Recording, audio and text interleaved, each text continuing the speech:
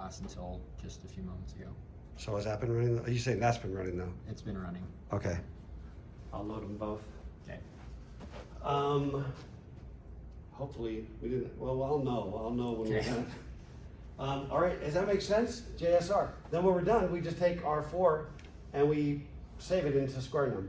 The result goes here. That's the number to be squared. So we don't have to worry about this. Once we know this works, we never have to worry about it. Now our program just looks like this. Right? Give me a number, put it in R4, JSR to squared, to square, and then save R4 to wherever I want it to be done. So that's like our main. That's like main. Yeah. Yeah, that's right. And then this is like little library, and you can build a bunch of math functions. Yeah. You can build a multiply. Right. One of the things you guys have to deal with is case insensitivity, okay? When you guys are doing the final project, if they say capital JMP or lowercase JMP, doesn't matter. So you need to be able to decide, for example, I'm gonna just take every value I get, and as long as it's a valid character, I'm going to make it uppercase and I'll just deal always with uppercase. Or I'll make it always lowercase. Whatever they type, I'm gonna lowercase it. And then I'm gonna make it, and then I'm just gonna only compare lowercase values, right? Well, you'd better write a little routine that does the like an uppercase conversion or a lowercase conversion, or checks a character to see if it's valid. You know, build little routines that'll do those things for you. Then you just get a new character, they press a character, and you can just check it right then to see if it's valid, you know? So when we are in the bottom part, the red box, Yeah. and we get to return, and we get to rec, where does rec go? So when I was right here, the program counter had already been incremented, it was pointing here. Oh, so then when we get to rec, And it when I goes called- to store. When JSR executed, the value of the program counter, which had already been incremented, Is that store? was stored into R7. Okay. And when I get to this ret, I simply take whatever is in R7 Oh. and put it in the program counter, which Okay. just magically teleports me right back to here. Does that make sense? Mhm. Yeah. And so the rest of this, it's what we already know. Okay. Then here's the JSRR, which the bit's 0, all those guys are zeros, and there's a base register. It works exactly the same, except that rather than jumping to a PC offset nearby, it jumps to whatever the base register. The way that I usually say that is it jumps through the base register. Base register contains the address that it's heading toward, okay? And then the ret returns. And then again, same documentation, which we've already looked at. But let's look at this one. And then what I'd like to do is go back and load this into the, simulator and actually walk through it. This is the exact same routine, okay? Very same routine, nothing changed down here at all. How I'm gonna get there changed. So what I did was I did an LEA, load effective address, from square. Now, LEA has to be nearby. Happened to be okay, because it wasn't too far away. I loaded that into R2, and then I did a JSRR through R2. And everything else is exactly the same. Yeah, Miles? Do you need a .org for like the square part, or? No, in memory, this AND instruction is gonna be right here. Oh, okay, it just keeps on going. Just keeps, yeah, the assembler is just going, stack it up, stack it up. One of the biggest sort of rookie mistakes you guys will make, speaking sort of, you know, collectively, you're not all gonna do it, but some of you will do it, is doing something like deciding you need a variable and then just putting it like right here or there, where you gotta know where is it gonna execute and when is it not gonna execute. You know what I mean? You know that this is where it's gonna start running and it's gonna go until it hits the halt.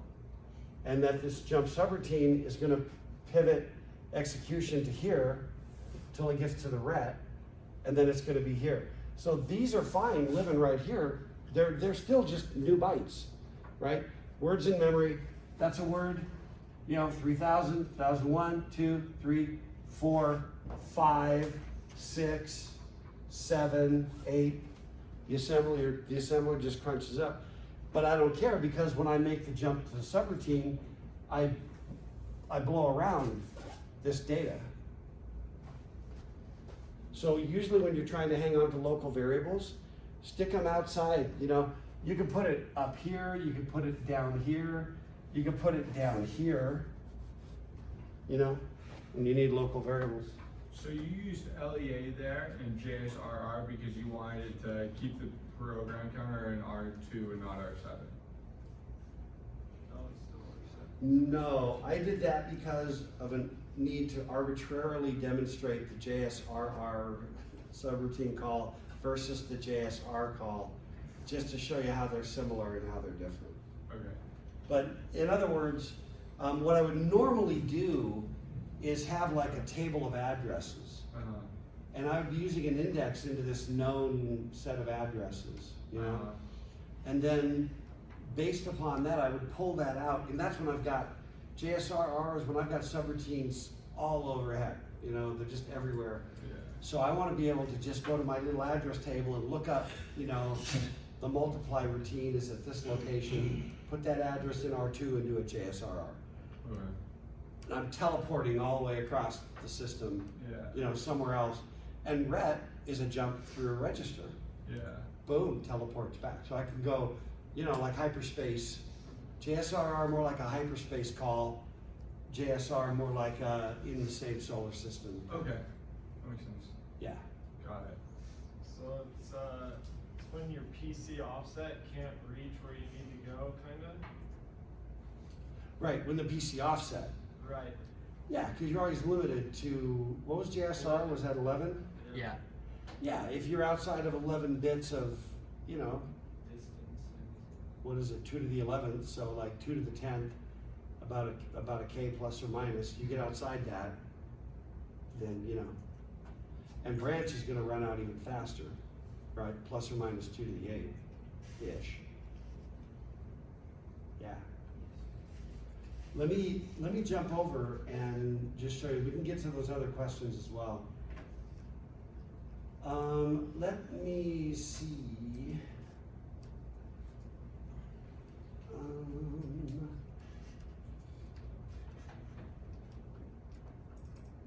Yeah, let me grab this guy.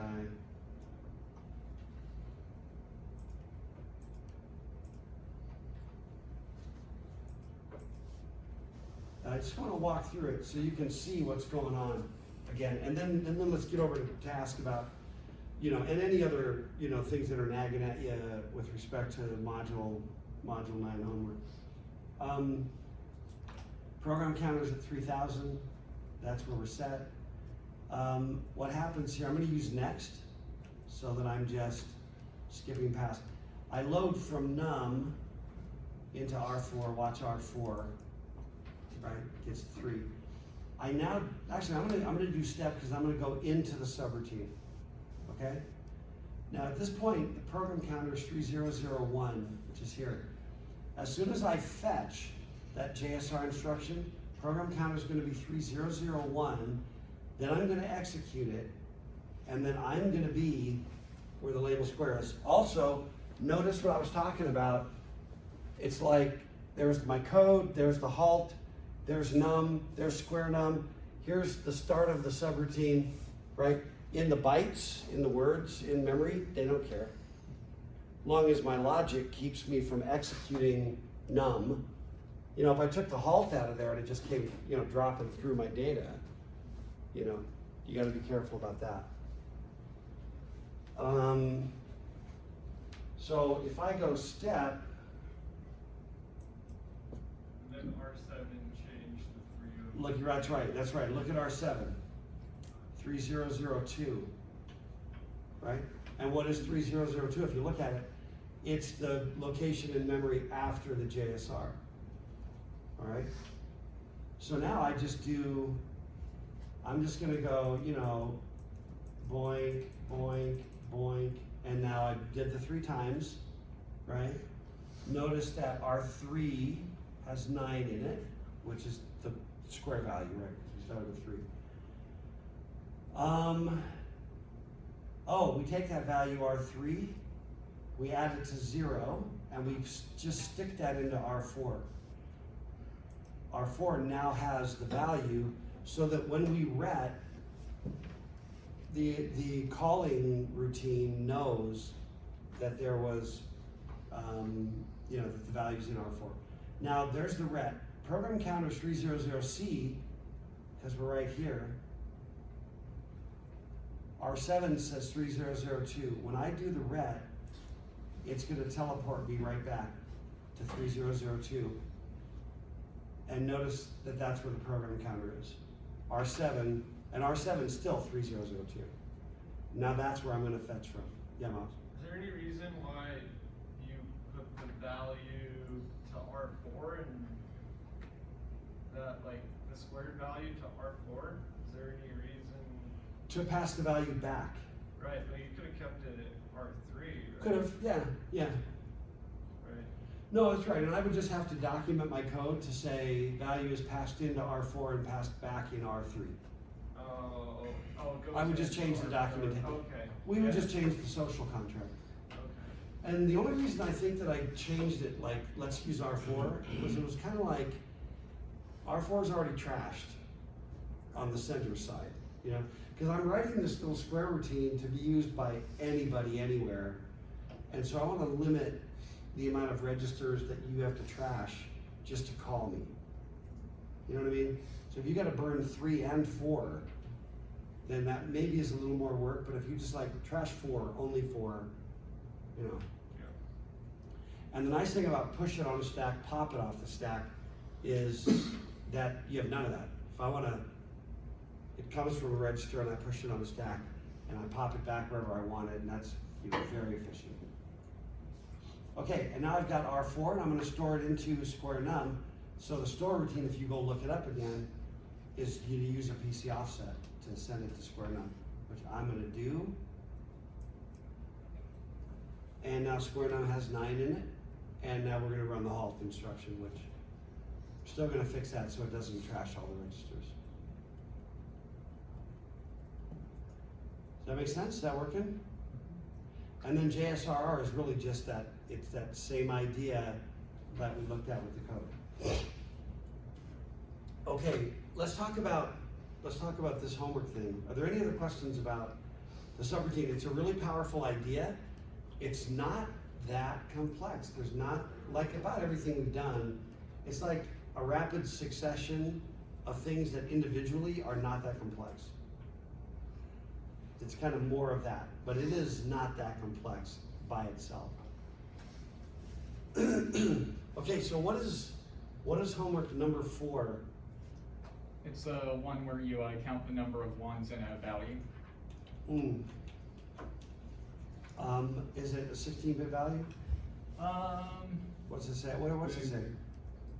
And it's in a register, so it's So it's 16 definitely bits, 16 yeah. bits. Yeah, we're gonna count how many ones. So, big problem number 1 is understanding it algorithmically. What's the algorithm? How are you gonna approach it?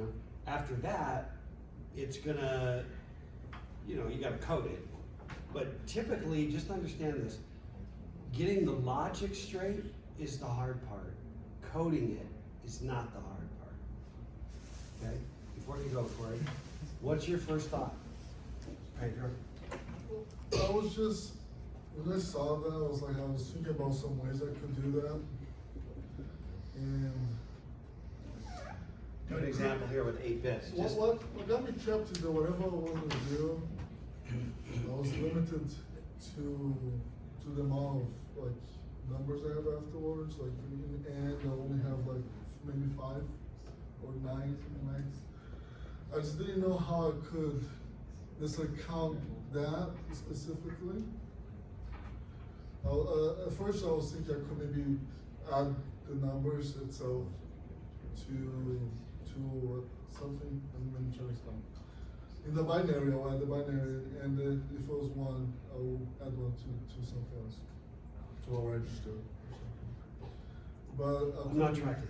You do have to have a count, right? I think the first part I missed I didn't understand what you were saying.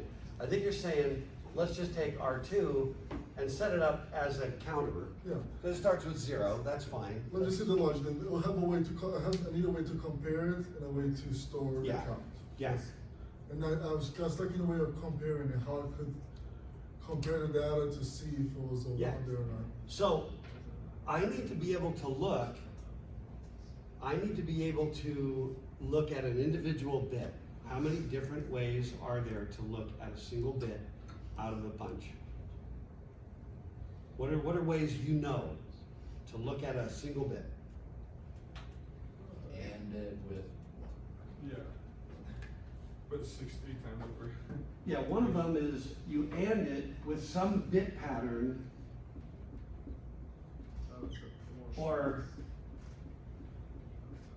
or whatever, right? You know, in other words, you set up a bitmap and you AND it so that you can, as long as you preserve the original value, right?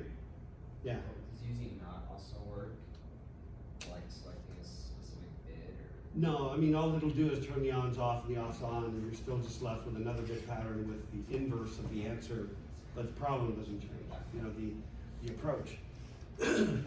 So, if I ANDed that value with this value, I could tell you whether the rightmost bit was on or off, right?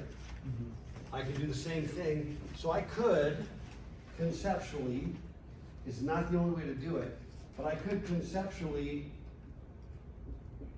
and then look at this guy. This is kind of brute force, right? I could set up 16 bit patterns, and I could AND it, brute force it 16 times, and if it clicks, right?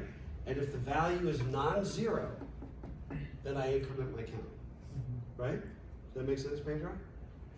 And but I would have to do this 16 times, but that's a principle. What's another approach? You could times it by 2 each time to get to the next bit, so you don't have to store 16. You're saying take this guy. Times it Yeah. by 2. Yeah, and then so- move over, and then times it by 2 again. To multiply by 2, you add it by itself and then store That's it right. into the same register. You take this thing and you add it to itself, which gives you, I don't know if I got the count right, it doesn't matter. Which gives me that, when I add that to itself, it just, so remember, adding a value, doubling a value is the same as shifting all the bits left, right? So I could do that with this value. What's another way built into the system? Now I'm gonna tell you like what's the right way, I'm just giving you the tools. What's another way to tell if a particular bit is on that's built into the system?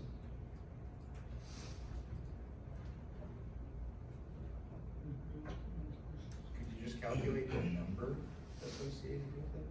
What does that mean?